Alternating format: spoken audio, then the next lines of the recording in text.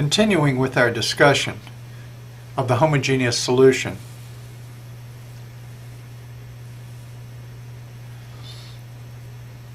our first case is the case where gamma is greater than omega naught. Again, this is called the overdamped case because the friction gamma is so great that the system exponentially dies out. We see a solution that would look something like this with respect where x varies with respect to time. I indicated a proof of this last time that someone can go through very easily. The next case is where gamma is equal to omega naught, which is called the critically damped case. In this case, the position approaches zero as rapidly as possible without overshooting it. The friction, therefore, is as small as possible, and that still allows no oscillation. Finally,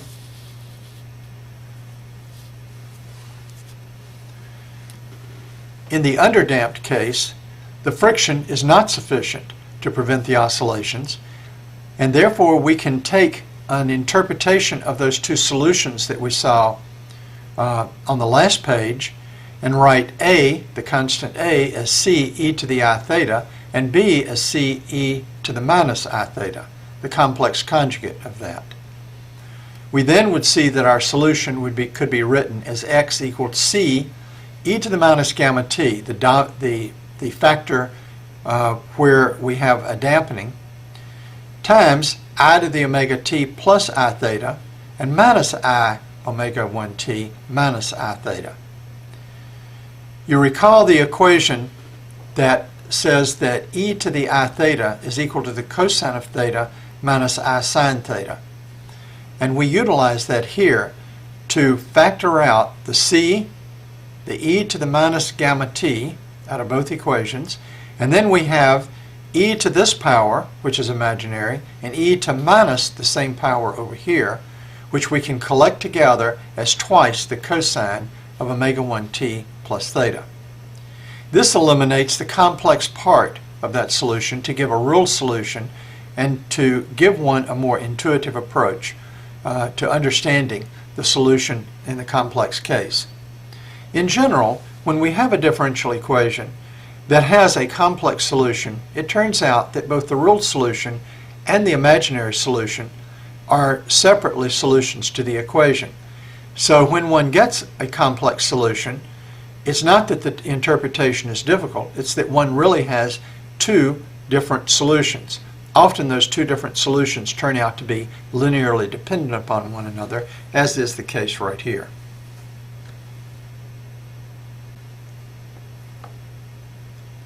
Next, we need to address the inhomogeneous solution.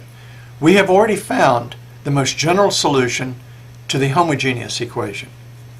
And now we seek the solution, any solution you'll recall, to the inhomogeneous case. We have the equation mass times the second derivative plus b times the first derivative plus k times x is equal to some external force.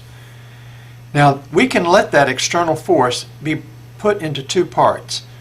Let's assume, for example, that it is a constant force, any constant force, plus some force that's oscillating with respect to time. Again, you notice here that we are using a complex function, but the reason for that is it will allow us to achieve a better solution, and that any solution to the complex problem gives us a solution to the real part. The real part is a solution, and the imaginary part is a solution. The first thing that one notices is that the constant part does nothing but shift the equilibrium of the solution. So the homogeneous solution becomes homogeneous solution plus f naught over k. One can see this by inspection, that if this has a constant term, that constant term will be canceled if we take our homogeneous solution here and substitute in here with this term, which will give us a factor k over k, which gives us a factor f naught on the left and an f naught on the right of the equation where the external force is. Those two forces will then cancel. So what we're really left with is a question of how to solve the equation with the oscillatory part here. As one might think upon reflection, if we are forcing an oscillator, something that has a normal oscillation with it, to oscillate with some external force, there will be a response that will respond with that same oscillating frequency. Let's assume that this is true. In other words, let us try a response, x inhomogeneous as a function of time, equal to a constant times e to the I omega t, where this e to the I omega t is exactly the same factor that we had up here in the applied force. To state that again, we're assuming that the system responds with the same frequency as the applied force, no matter what that is, and no matter what the natural frequency of the system is. We assume that the response is the same as the driving force. We now substitute this attempt for a solution into that equation right here, and we get the following.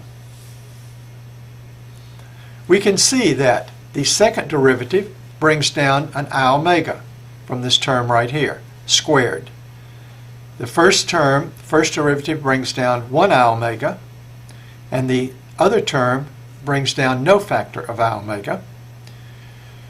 If we take all of these and factor out the x naught e to the I omega t, then we can cancel that out of the entire equation.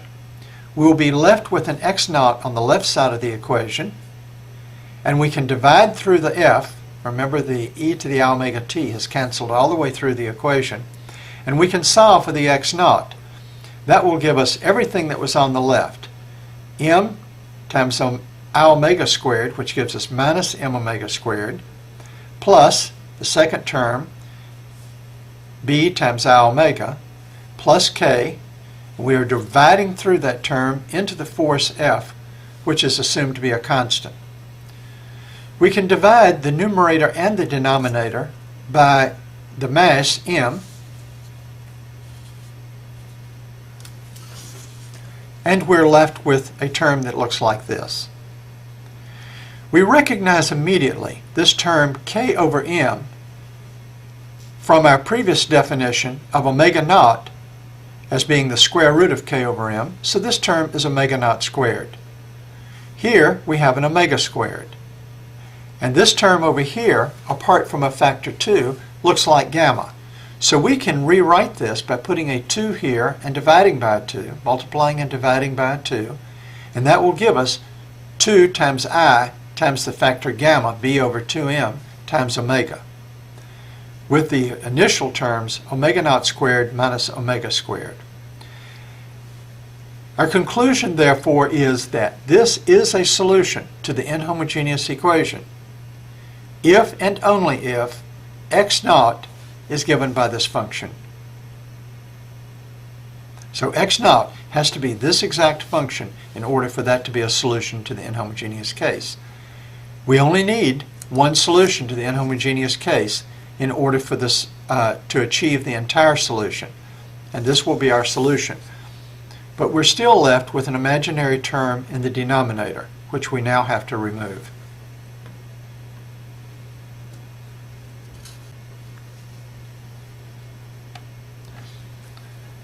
So now we need to simplify the result that we just obtained. And the problem is we must remove the complex number from the denominator.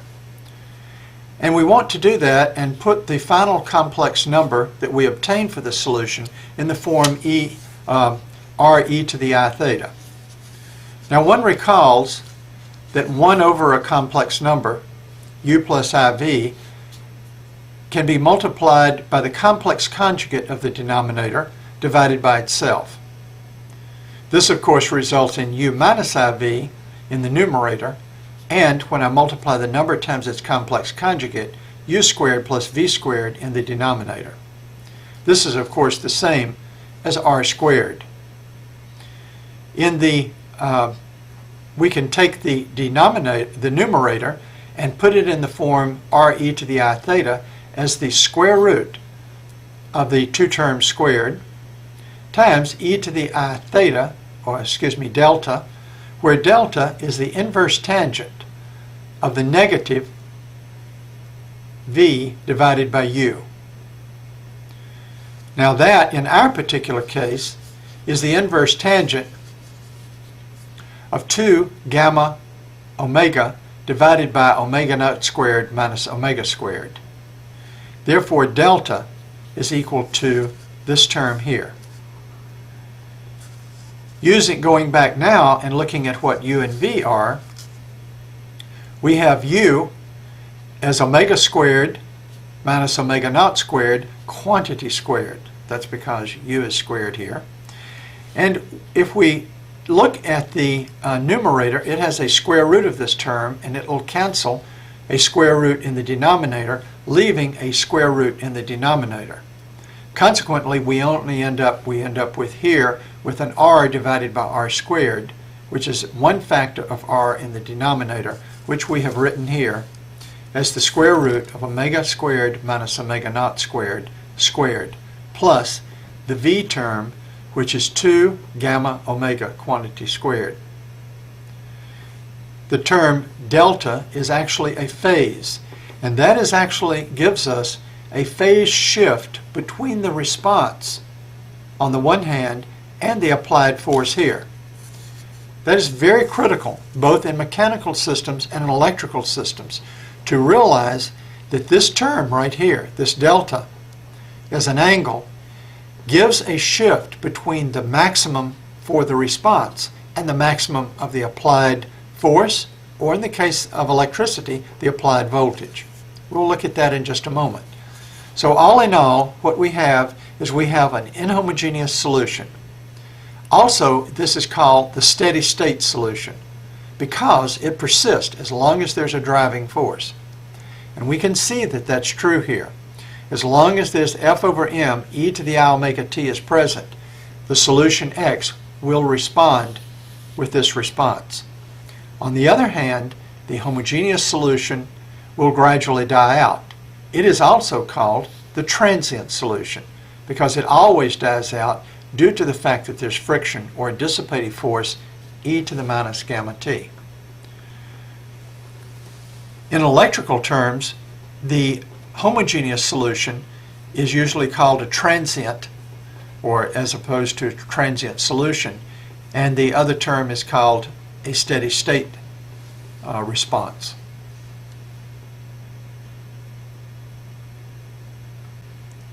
Naturally, whether this system is a system with an electrical origin or a mechanical origin, we'll get exactly the same equations. We only have to substitute the variables that we had at the beginning of the discussion.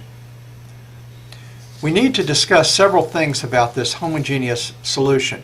In particular, one of the most important things to look at is the concept of resonance. One notes that there's the term omega squared minus omega naught squared in the denominator, and when this term goes to zero, when omega, the applied frequency, approaches omega naught. We can see it right here in the limit where omega approaches omega naught of this term here. This part will vanish, and we are left with the square root of this term squared, which is 2 gamma times omega. That term will be brought out, of course, out of the square root to leave in that limit where omega approaches omega naught as F divided by 2m times gamma times omega. We notice from this solution that this term here always adds a positive term to this, and therefore always makes, whether omega is larger than omega naught or omega is less than omega naught, it makes this total response smaller. Therefore, when omega is equal to omega naught, this is the maximum that term can become. So we get the maximum response. The maximum response for a harmonic oscillator is called resonance. Resonance occurs when omega, the applied frequency, is equal to the natural undamped, and that's important to emphasize, not the damped, but the undamped frequency omega naught. In particular, we can see what happens to the phase delta as omega approaches delta naught. omega naught. Omega squared equals to omega naught squared makes this term 0, so we're dividing by 0, and this becomes infinite. And so the inverse tangent, the angle, is that angle which is a triangle, if one can imagine, where one side is infinite and the other side is 0. When we look at that, we get the angle 90 degrees, or pi over 2. Thus, resonance provides not only for the maximum response to an applied force, it also gives us a 90-degree lag between the response and the applied force. That phase, delta, represents the lead or lag of the response to the force. And if delta were to 0, they would both be at a maximum simultaneously. But this is not the case. We note that the velocity, which is dx dt, gives another factor of I, or e to the I pi over 2, or another 90-degree phase shift. So we have to be very careful, both in the mechanical and the electrical system, to look at the phase difference between the velocity and the applied force, the acceleration and the position.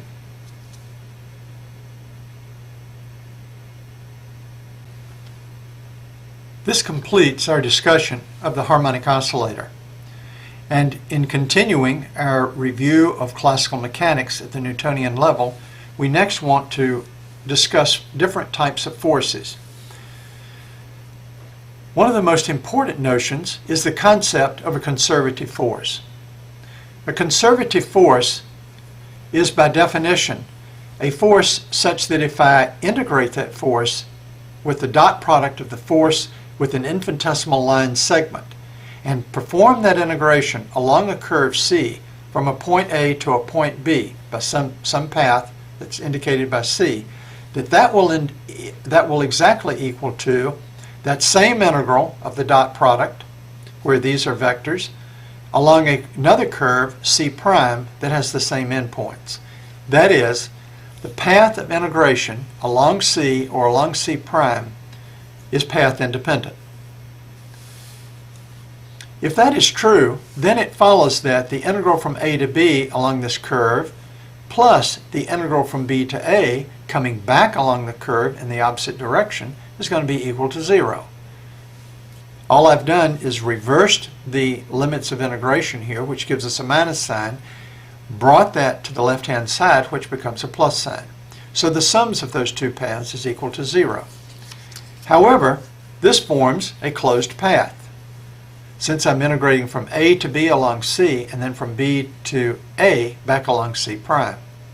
Therefore, it follows that for a conservative force, by definition, the integral along any closed curve C of f dot dr must be exactly 0. We say, therefore, that the integral around a path is 0, or that the integral is path independent. By Stokes' theorem, where del cross f is equal to 0, it will then follow that since del cross del is equal to 0, we can conclude that there exists a function v such that f is the negative, or we could choose a positive sign here, but we choose a negative sign for convenience later on, that f is the gradient of a scalar potential. V is then called the potential energy of the system.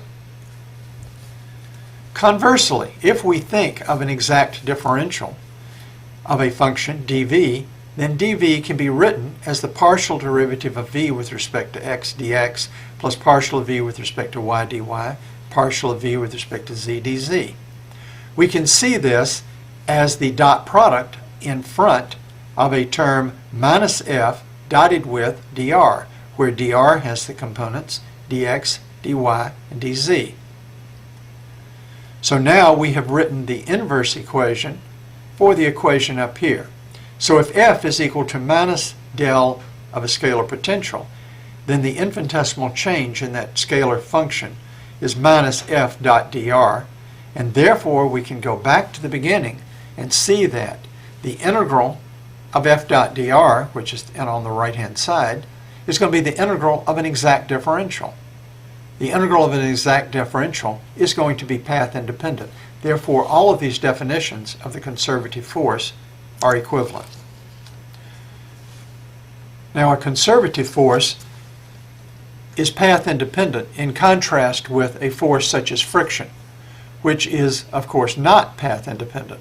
When we drag an object from one place to another, whether that's through a fluid or over the top of a table or push a crate along a floor, then the longer the path, or if the path has differing friction in different places, the path will make a difference in what the total amount of work is.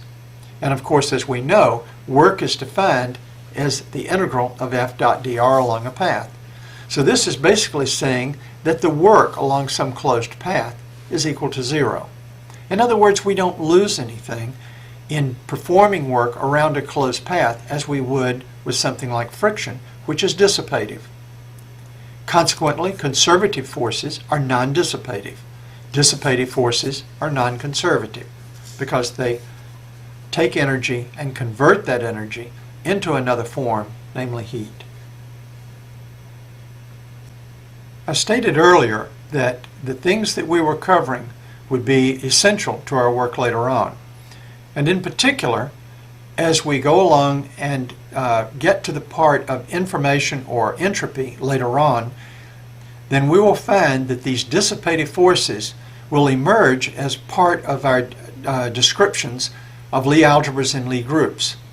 To understand how dissipative forces give heat is exactly like understanding how dissipative processes can lead to a loss of information. One of the objectives of this course in the very end is to understand loss of information or dissipative processes as they pertain to information. Like here, these dissipative processes pertain to heat and energy.